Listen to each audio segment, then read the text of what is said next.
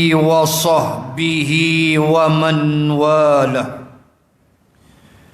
سبحانك لا علم لنا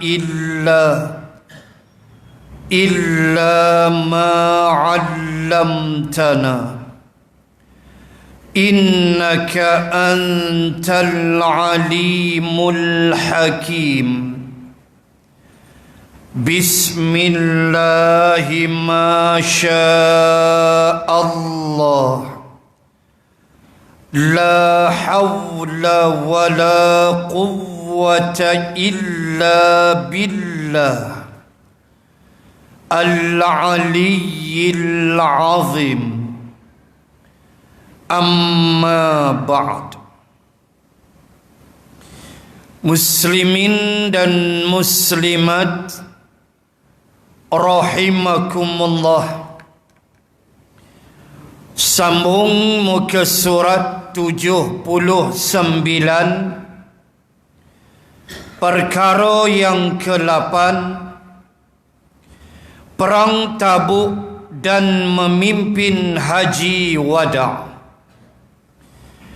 Kita teruskan perbahasan dengan melihat tajuk yang baru pada malam ini, yang masih berkait rapat dengan akhlak dan kepribadian Abu Bakrin radhiyallahu anhu.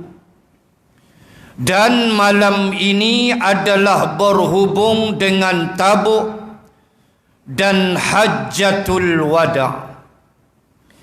Muslimin dan muslimat rahimakumullah. Peperangan Tabuk secara muqaddimah terlebih dahulu adalah peperangan yang terakhir yang disertai oleh Nabi sallallahu alaihi wasallam,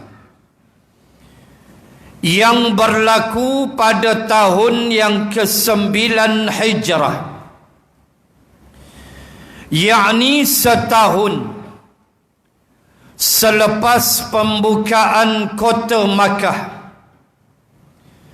di mana kerajaan Rom pimpinan Hercules,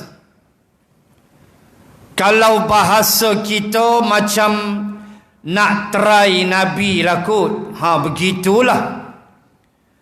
Sebab Rom pada waktu itu tidak pernah kalah dalam mana-mana peperangan, walaupun ada kalah sebelumnya, tetapi tidaklah banyak kekalahan yang mereka alami, banyak kemenangan yang mereka perolehi. Maka pimpinan Rom, kerajaan Rom di bawah Herakl, atau selalu kita dengar dengan Hercules, semacam nak tunjuk belang dia untuk menguasai bumi Madinah dan melancarkan peperangan dengan Rasulullah sallallahu alaihi wasallam. Apatah lagi setelah dia mendengar bahawa Rasulullah telah berjaya mengambil kota Makkah, telah menumpaskan puak Hawazin dan Saqif di lembah Hunain, di dalam peperangan Hunain, maka dia merasakan seolah-olah mahu mengadu kekuatannya, mencuba kekuatan kerajaannya dengan kerajaan Islam pimpinan baginda Rasul sallallahu alaihi wasallam. Peperangan Tabuk ini ada dalilnya di dalam Al-Quran, dan hampir bahkan kesemua peperangan besar yang disertai oleh Rasulullah kesemuanya mempunyai dalil di dalam Al-Quran. Kalau kita menyebut bermula dengan peperangan Badar Al-Kubra, maka dalilnya ayat 123 surah Ali Imran. وَلَقَدْ نَصَرَكُمُ اللَّهُ بِبَدْرٍ وَأَنْتُمْ أَذِلَّةٌ. Itu dalil berlakunya Badar. Dalil berlakunya Uhud. Juga Ali Imran ayat 152. وَلَقَدْ صَدَقَكُمُ اللَّهُ وَعْدَهُ إِذْ تَحُسُّونَهُمْ بِإِذْنِهِ. Ayat tu panjang. Al-ayah 152 Ali Imran adalah dalil berlakunya peperangan Uhud. Ayat 22 Suratul Ahzab adalah dalil berlakunya peperangan Ahzab. Walamma ra'al mu'minuna al-ahzab. Al-ayah. Maka tatkala tentera Islam melihat pasukan Ahzab, tu dalil 22 Al-Ahzab. Dalil berlakunya Fathul Makkah. Ayat pertama surah Al-Fath, Inna fatahna laka fatham mubina. Atau kalau boleh kita tambah surah An-Nasr, Iza jaa nasrullahi wal fath. Ia turun ketika berlakunya Fathul Makkah dan perang yang terakhir. Inilah peperangan Tabuk sebelum Nabi jatuh sakit dan wafat. Peperangan Tabuk dalilnya dalam surah At-Taubah ayat 118.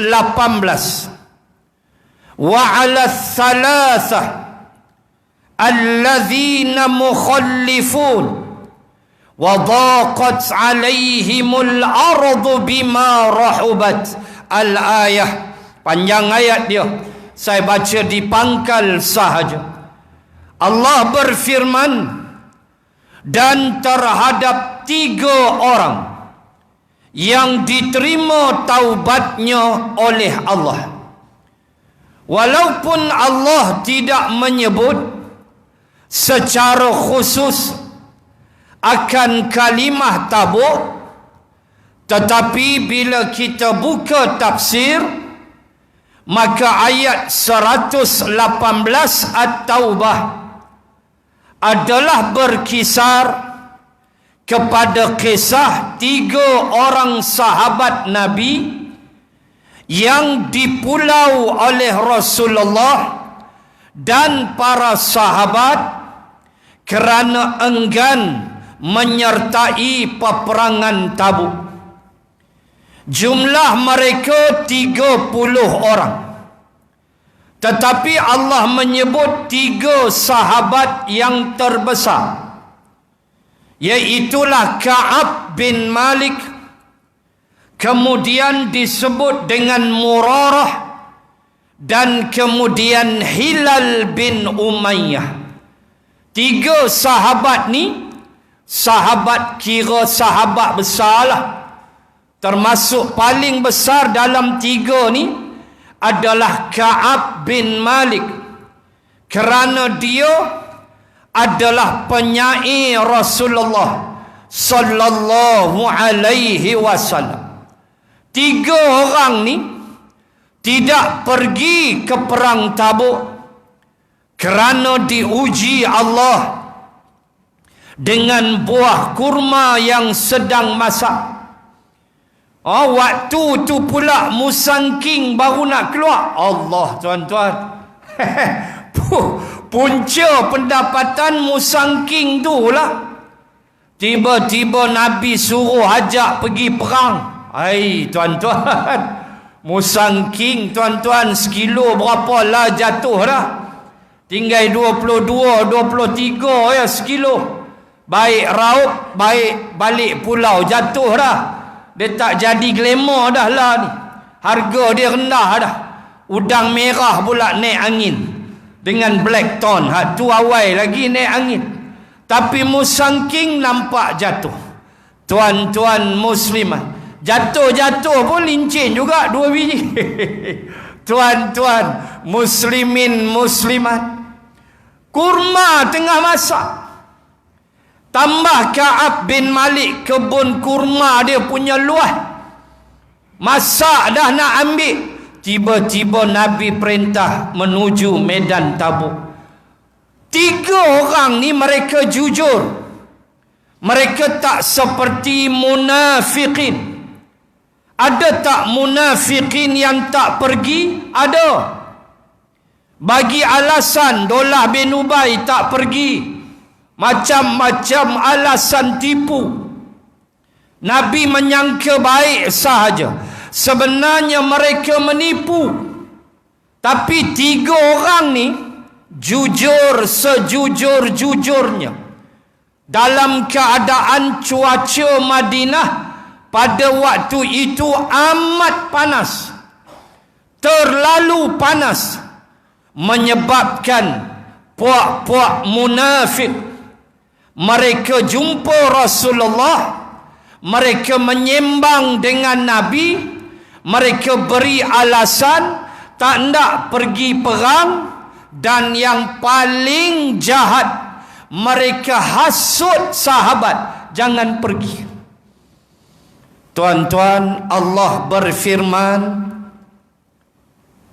farihal mukhallafuna bimaq'adihim khalaifa rasulillah wa karihu an yujahidu bi amwalihim wa anfusihim fi sabilillah wa qalu la tanfiru fil har qul naru jahannama ashaddu harra law kanu yafqahun. Astaghfirullah, tuan-tuan. Ayat 81 surah At-Taubah. Tolong jangan jadi golongan ini. Sudahlah tak nak berjihad, hasut orang jangan keluar berjihad. Ayat 81 At-Taubah, tuan-tuan muslimat ambil tempek atas muka. Biar beringat. Apa dia? Mereka, Allah kata, farihal mukhallafuna bimaq'adihim khalaifa rasulillah. Allah kata, Allah mulakan dengan fariha. Fariha, farah, yafrah. Apa makna? Terlalu gembira, seronok, tak ada ayat. Bahasa kita Arab kata fariha, terlalu gembira. Siapa tu? Allah kata al-mukhallafuna bimaq'adihim khalaifa rasulillah, iaitulah golongan-golongan munafiqin yang tertinggal di belakang. Mereka bergembira kerana boleh maq'adihim, qu'ud. Qu'ud makna duduk. Ijlis, jalasa pun duduk. Tapi kena belajar Arab. Apa maksud jalasa, ijlis, apa maksud qa'idah, duduk. Itu beza di sudut bahasa Arab. Panjang kalau nak urai. Mereka duduk-duduk seronok, fariha, gembira. Kenapa? Sebab tak payah pergi perang. Tengok munafik. Tak payah pergi berjihad. tak payah pergi perang. Satu, mereka seronok, mereka happy. Satu. Dua, ayat yang sama Allah kata apa? Wa karihu an yujahidu bi amwalihim wa anfusihim fi sabilillah. Ini nak peringat elok-elok, jangan jadi munafiqin. Apa kata Allah? Wa karihu, mereka benci sungguh. Daripada kalimah karuhun. Karuhun makna benci, karihu jamaklah, mereka ramai. Karuhun makruh, makruh makna benci, dibenci, perbuatan yang dibenci. Makruh solat, makruh macam-macam daripada kalimah karuhun.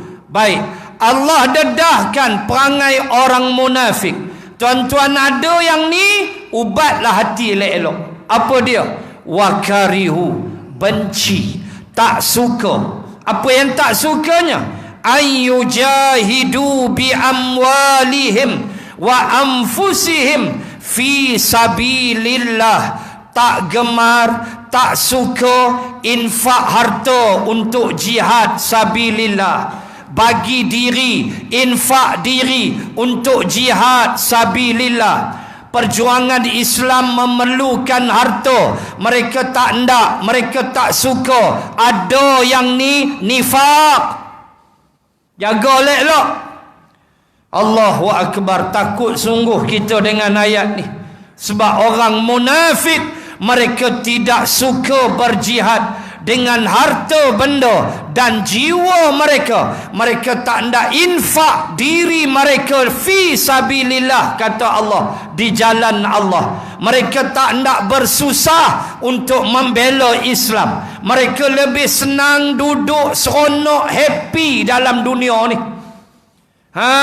Tak hendak ada sikap nak bersusah sikit untuk membela agama Allah, sama ada dengan wang ringgit mereka atau diri mereka. Siapa sebut? Allah.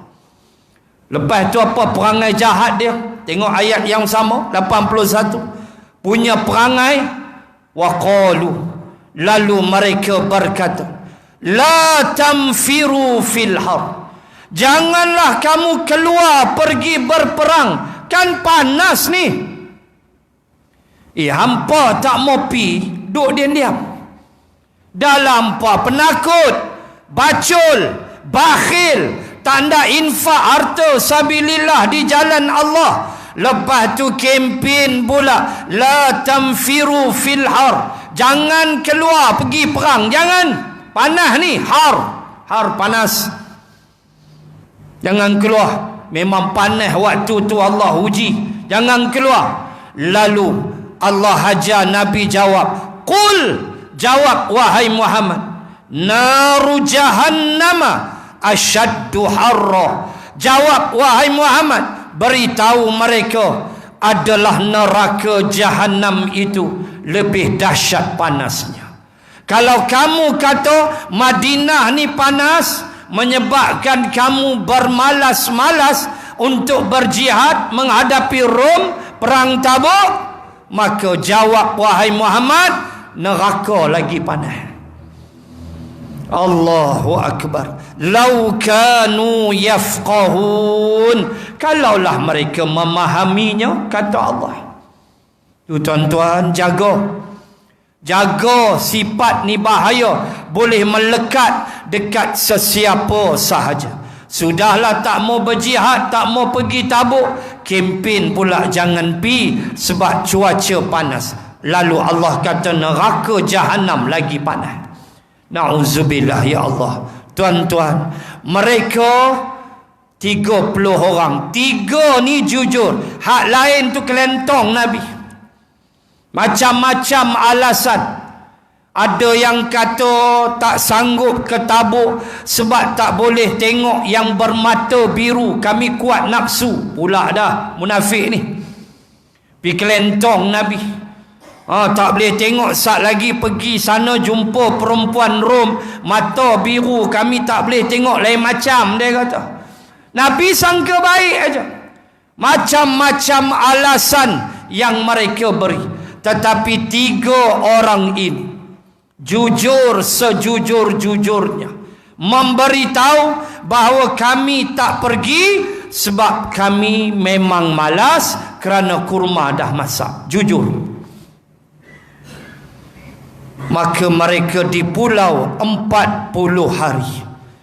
Allah, panjanglah cerita dia. Baca surah At-Taubah. Ini penangan perang Tabuk. Ujian sungguh, ujian yang paling besar.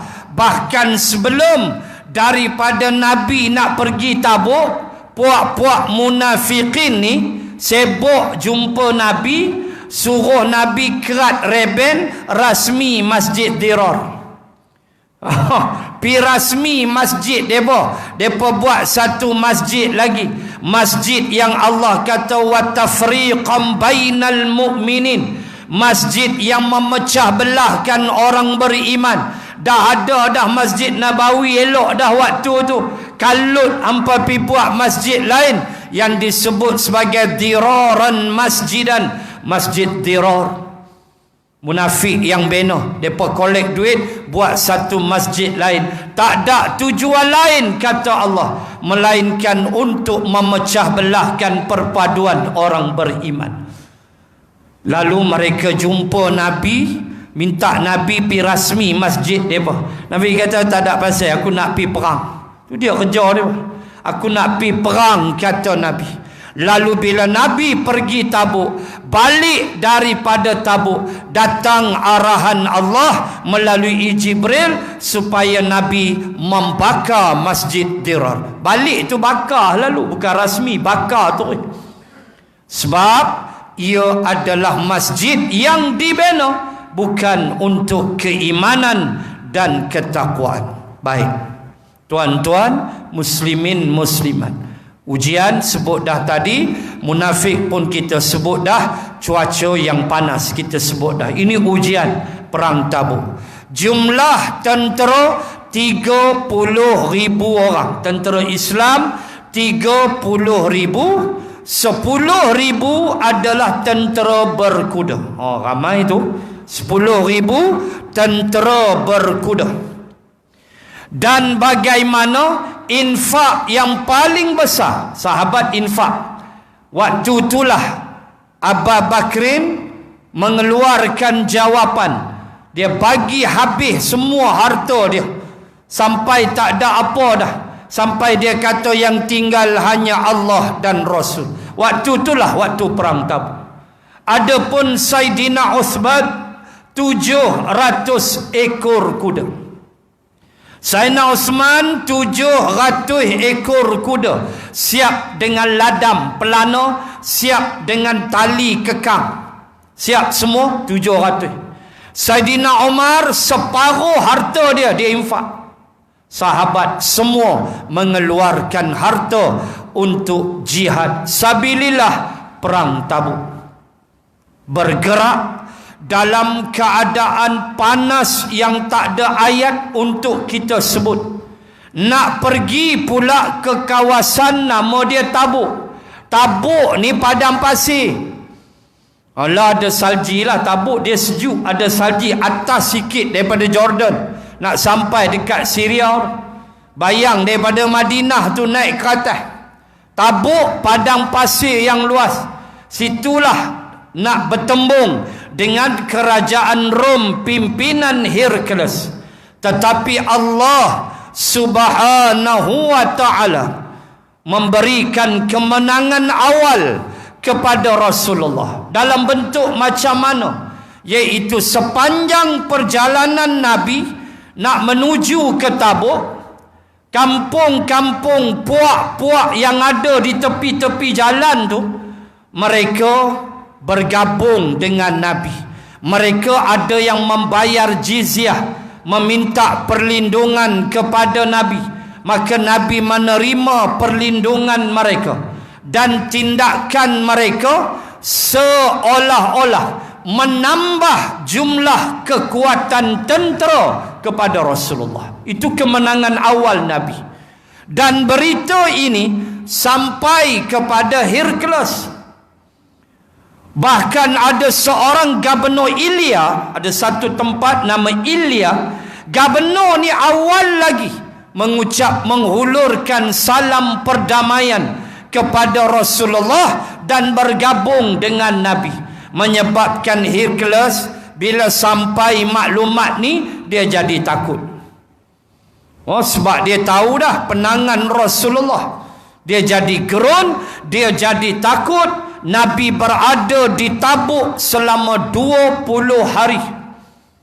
Tetapi Rom tidak datang. Akhirnya Nabi pulang. Itu cerita perang Tabuk. Tak berlaku perang, walaupun disebut perang Tabuk. Tetapi Rom tidak datang kerana kegerunan mereka bila mendengar kampung-kampung di tepi-tepi jalan, bukan satu dua, berpuluh bergabung dengan Nabi untuk menghadapi kerajaan Rom. Akhirnya mereka tidak datang dan bubar akan ketumbukan Nabi, dan mereka pun pulang ke Madinah. Itulah peristiwa di tengah jalan, musim panas lagi, air kurang.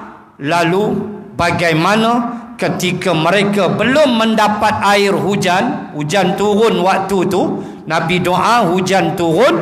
Dalam keadaan mereka terpaksa membelah perut unta mereka. Ambil seekor 2 unta, sembelih, belah perut, ambil kantung air tu. Kan unta boleh simpan air. Ambil kantung air tu, cucuk straw seorang sikit, minum. Lagu tu buat. Tak upaya dah, air dah makin kurang. Walaupun selepas tu Nabi berdoa dan hujan turun dan sahabat minum sepuas-puasnya. Ni cerita sebelum Nabi berdoa. Maka dibelah perut unta setelah disembelih dan diambil kantung air itu dan diminum seorang sikit dalam kantung tu. Cucuhlah straw ke apa, pandai-pandailah sahabat, dapatlah air minum seorang sikit. Baik, itu secara gambaran kecil tentang peperangan Tabuk. Baik, kita baca. Rasulullah sallallahu alaihi wasallam berangkat bersama tentera besar yang berjumlah 30,000 orang. Sebut dah tadi, 30,000 orang dalam peperangan Tabuk dengan maksud memerangi Romawi di Syria, yakni kerajaan Rom berpusat di Hims di Syria. Pada waktu itu pusat pemerintahannya di situ sebelum berpindah ke Baitul Maqdis yang terpaksa dihadapi oleh Salahuddin Al-Ayyubi di dalam peperangan salib. Baik. Ketika kaum muslimin sudah bergabung di Saniyatul Wada' di bawah pimpinan Rasulullah sallallahu alaihi wasallam, beliau memilih para pemimpin dan komandan, mengikat panji-panji dan bendera mereka. Beliau memberikan panji terbesar kepada Abu Bakrin As-Siddiq.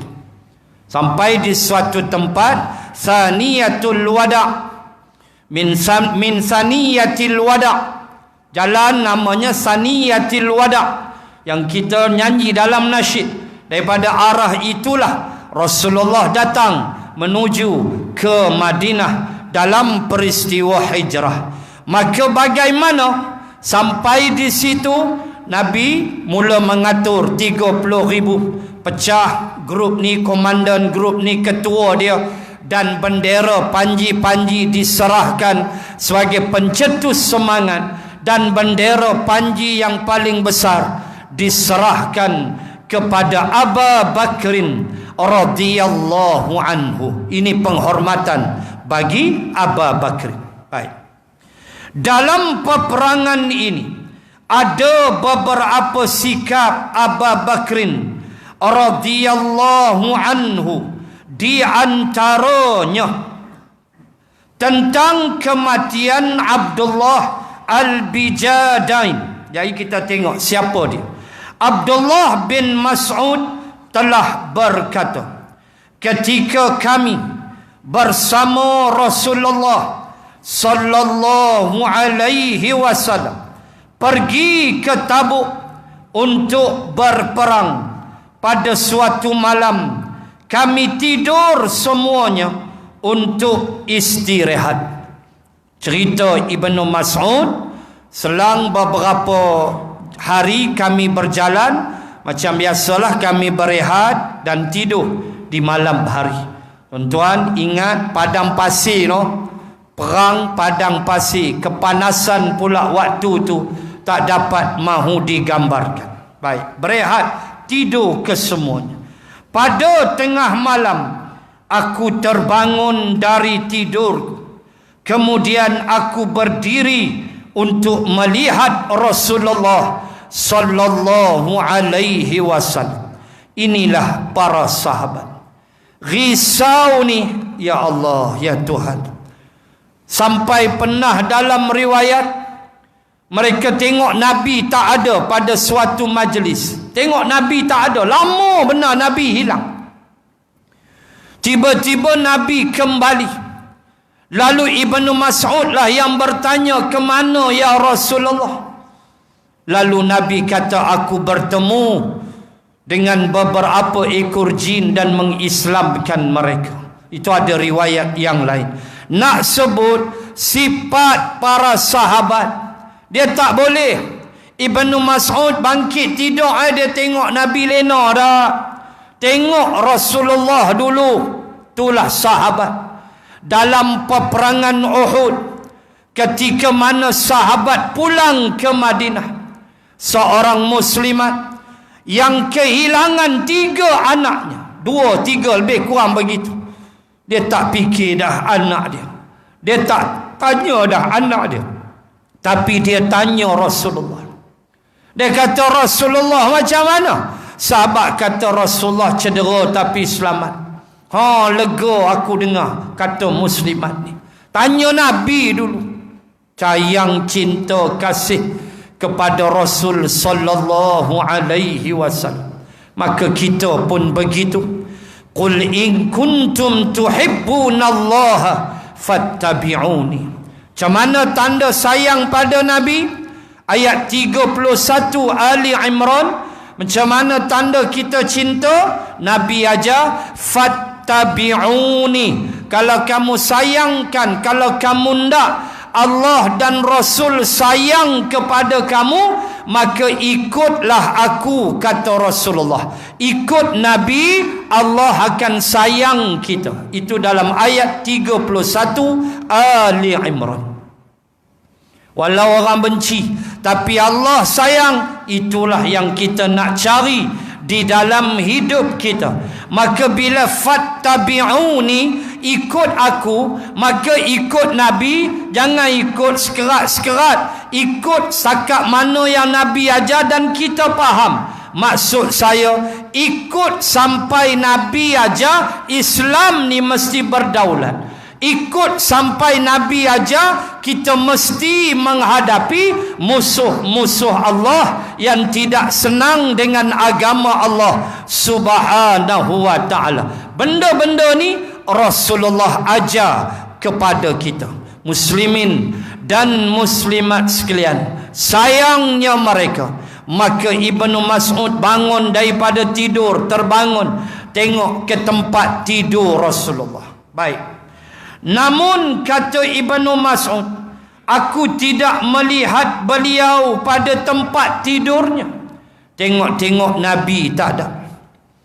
Dia main seriau, dia main risau. Baik, kemudian aku meletakkan telapak tanganku pada tempat tidur beliau. Namun tempat tidur beliau terasa dingin. Maknanya tak ada Nabi lama lah dingin. Kalau ada Nabi, kalau bangun sekejap, panas dah tempat tu. Sebab kita punya body heat, kita punya kepanasan badan, mestilah rasa panas dia. Ni aku letak tangan sejuk, maknanya Nabi lama dah. Pi mana ni? Ini cerita dia. Menandakan bahawa beliau belum tidur. Maknanya Nabi, dia tak tidur lagi. Baik. Kemudian saya beranjak menuju tempat tidur Abu Bakrin. Aku tidak menemukan Abu Bakrin di tempat tidurnya Kemudian aku menjeling ke tempat tidur Umar. Ternyata Umar pun tidak ada di tempatnya. Tuan-tuan muslimat, boleh beza tak wording dia? Bila Rasulullah, aku pergi letak tangan, jadi sejuk. Makna Nabi memang tak tidur lagi. Mai Abu Bakrin pun begitu. Aku tengok tak ada. Tapi tengok, mai tempat tidur Umar, aku menjeling sahaja. Tak ada lah nak pi celapak, pi tengok. Sebab hak tu Umar han silap masuk, memang kena karate jawab. Tu maksud dia. Menjeling sahaja tengok tempat tidur Umar. Umar pun tidak kelihatan di tempat tidurnya. Dua sahabat, seorang Rasul. Dua-dua ni paling rapat. Dua-dua ayah mertua. Tiba-tiba tak ada ni, pergi ke mana? Menyebabkan Ibnu Mas'ud menjadi risau dan tertanya-tanya akan perkara ini. Ketika aku sedang mencari-cari mereka, tiba-tiba mataku tertuju kepada sebuah cahaya api di hujung khemah. Duk tengah duk cari padang pasir, tiba-tiba nampak api. Tuju ke situ lah. Cuba tuan-tuan baca firman Allah di awal surah An-Naml, juga dalam Toha, juga dalam Al-A'raf. Allah Ta'ala sebut, "Idh qala li ahlihi inni anastu nara." Ucapan Nabi Musa alaihi salam ketika berjalan di padang pasir daripada Madian menuju ke Mesir, nak balik ke Mesir, di tengah-tengah padang pasir, anastu nara. Tunggu Ustaz, aku nampak api. Tu padang pasir, clear punya. Nampak api, maka aku nak pergi ke sana. Mudah-mudahan Allah memberi sesuatu untuk kita. Biqabasin, dapat memanaskan badan kita. Atau aku membawa api untuk nari huda, menjadi petunjuk jalan, jadi torchlight untuk kita bergerak di malam yang gelap gulita, di padang pasir yang sejuk ini. Padang pasir malam memang sejuk. Itu sifat dia. Siang panas nak mampus, malam memang sejuk. Itu padang pasir. Baik. Lalu Nabi Musa pergi. Makna nak sebut cahaya di kawasan padang pasir mudah nampak. Begitulah Ibnu Mas'ud. Dia tengok di hujung khemah adanya cahaya api. Kemudian aku mendekati cahaya api itu. Tiba-tiba aku menemukan satu kuburan yang telah digali dan satu jenazah yang telah dikafan dan akan dikuburkan. Aku tengok, pergi tengok, satu lahat telah pun digali, kubur yang telah digali, dan aku melihat sekujur mayit yang telah pun siap dikapan. Get ready saja untuk dikebumikan. Allahu Akbar. Tengah padang pasir, kalau kita putih tapak kaki je. Ini sahabat. Baik, apa jadi? Di samping mayit itu, ternyata Abu Bakrin dan Umar sedang di dalam kubur adalah Rasulullah sallallahu alaihi wasallam. Cerita mudah, mayit Abu Bakrin dan Umar ada di samping. Nabi dah ada dalam dah, siap nak sambut mayit. Allahu Akbar. Siapa lelaki yang punya untung ini?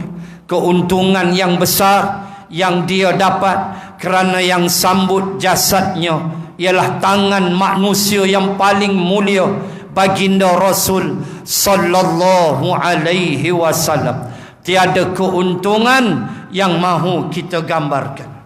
Air mata beliau bercucuran. Ibnu Mas'ud kata, aku nampak Nabi menangis teruk. Ibnu Mas'ud adalah seorang lelaki yang suara dia sedap, dan dia ada qiraat bacaan Quran dia. Dan bagaimana antara sahabat yang paling banyak Nabi suruh baca Quran ialah Ibnu Mas'ud. Dia baca sedap. Baca dia sedap. Allahu Akbar. Sampai Nabi menangis. Ada satu kes, dia baca-baca, Nabi suruh berhenti, cukup. Lalu Nabi beredar, dan aku melihat janggut Nabi basah dengan air mata yang jatuh, kata Ibnu Mas'ud. Allahu Akbar. Sedap suara dia. Baik, dia sama dengan Abu Musa Al-Asy'ari. Abu Musa Al-Asy'ari, suara dia sedap. Dia digelar seruling Nabi Daud. Dia digelar seruling Nabi Daud. Nabi panggil dia, gelar dia salah satu seruling dari keluarga Daud, kata Nabi. Sebab Nabi Daud suara dia sedap. Allahu Akbar.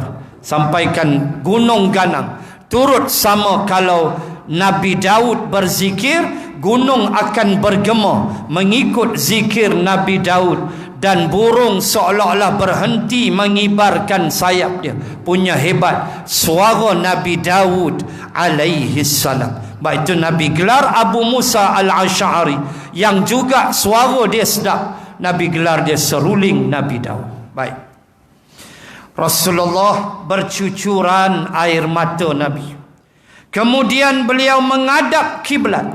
Lalu Nabi menghadap kiblat sambil mengangkat kedua tangannya dan berdoa. Nabi menghadap kiblat dan kemudian Nabi berdoa ke arah kiblat. Ya Allah, sesungguhnya aku redha kepada sahabatku, oleh kerana itu redha pula lah dia. Allahu Akbar. Tuan-tuan muslimat, sahabat yang Nabi sambut, Nabi letak dalam lahat. Kemudian Nabi menghadap kiblat. Doa kiblat bagi doa adalah langit. Kiblat bagi solat ialah Kaabah. Faham? Mana-mana saja doa, kiblat adalah langit. Nak menghadap belakang ke depan, kiri, kanan, tak ada hal.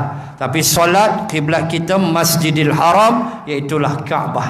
Maka Nabi menghadap ke arah Kaabah. Nabi menghadap terus ke arah kiblat, dan Nabi berdoa memohon kepada Allah. Dan sebelum Nabi minta, Nabi sebut dulu, aku telah redha kepada dia ya Allah. Apa lagi perkataan yang mahu kita sebut apabila Nabi menyebut dia telah redha kepada sahabat ini, Abdullah, yang nama dia Abdullah, yang kita lihat siapa dia sekejap lagi.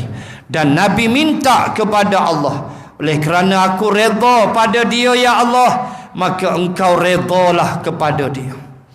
Tuan-tuan muslimat, inilah yang kita cari di dalam hidup.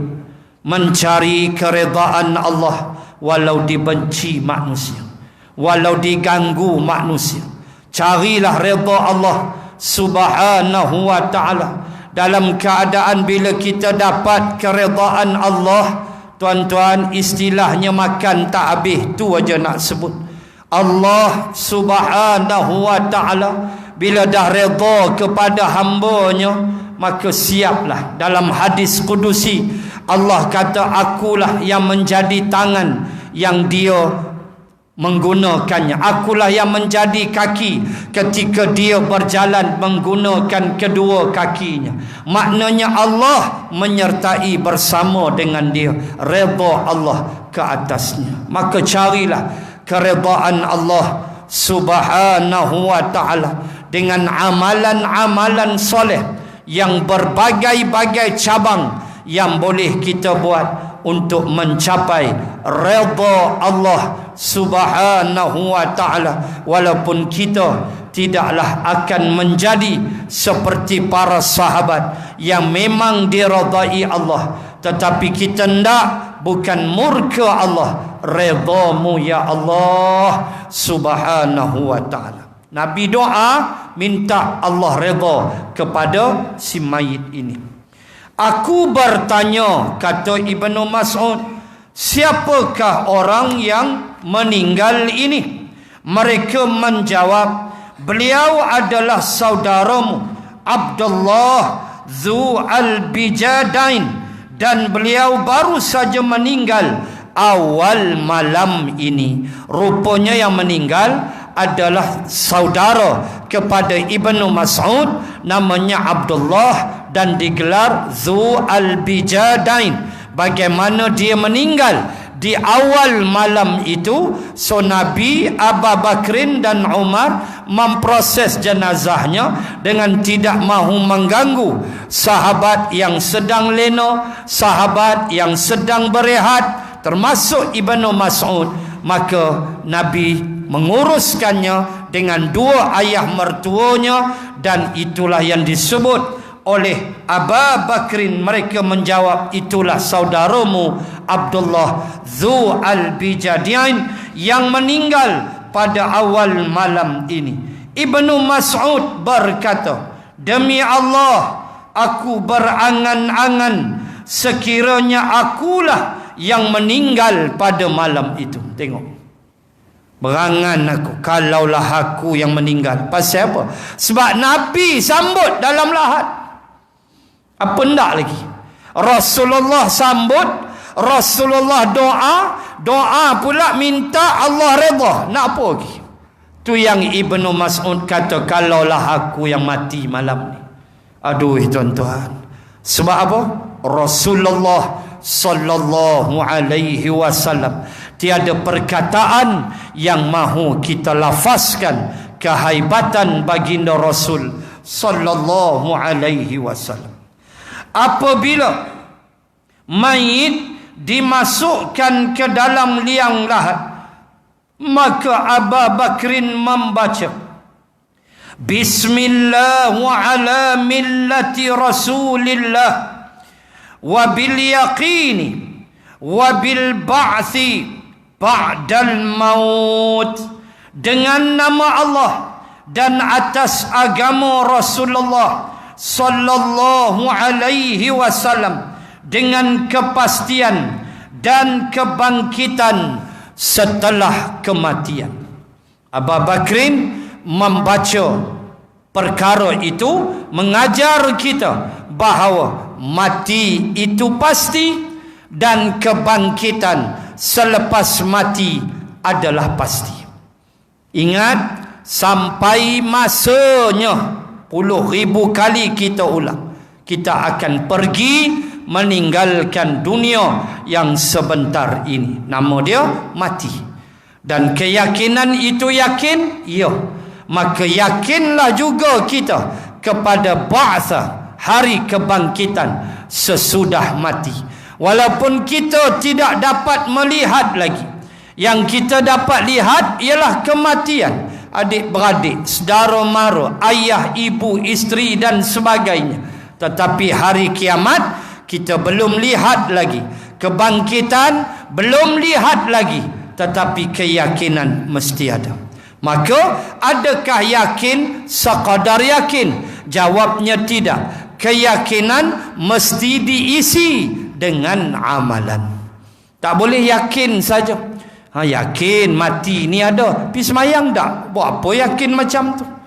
Nanti teruk awak kena rembat di alam barzah. Tak mau. So kita mesti faham, keyakinan diasak dengan amalan, barulah dia berpadu untuk menyelamatkan kita di suatu alam yang kita nak masuk selepas ini, selepas kehidupan ini, barzah, yang kita nak jumpa dua malaikat yang tak pernah kita jumpa, tapi akan jumpa, Munkar wa Nakir, yang tak ada belas kasih punya, tak ada. Yang kita nak masuk ke dalam tempat keseorangan. Ni bukan masuk dalam, siapa pernah MRI kan, kita buat scan kepala lah, macam-macam lah, magnetic resonance apa semua ni, MRI kita masuk kan. Nurse tu pesan, jangan buka mata, suruh pejam mata. Ya Allah, ya Tuhanku. Saya pernah sekali masuk MRI. Adalah nak cek apa, saya ada masalah telinga dulu. So pernah operate, telinga saya pernah operate. Dengan main tuan-tuan, $6 million man. Telinga saya pernah operate Dia bohlah alat dalam apa tu sebab ada cecair yang mengganggu saya, menyebabkan telinga saya berdesing kuat. So dia boh macam pump kecil aja. So nak boh pump tu kena operate lah. Allahu Rabbi, operate lah, duduk atas kursi tu. Sakit tak? Saya tanya kalau tuan-tuannya sakit tak? Saya jawab sedap. Sedaplah jawapan dia. Sakit lah bang, oi.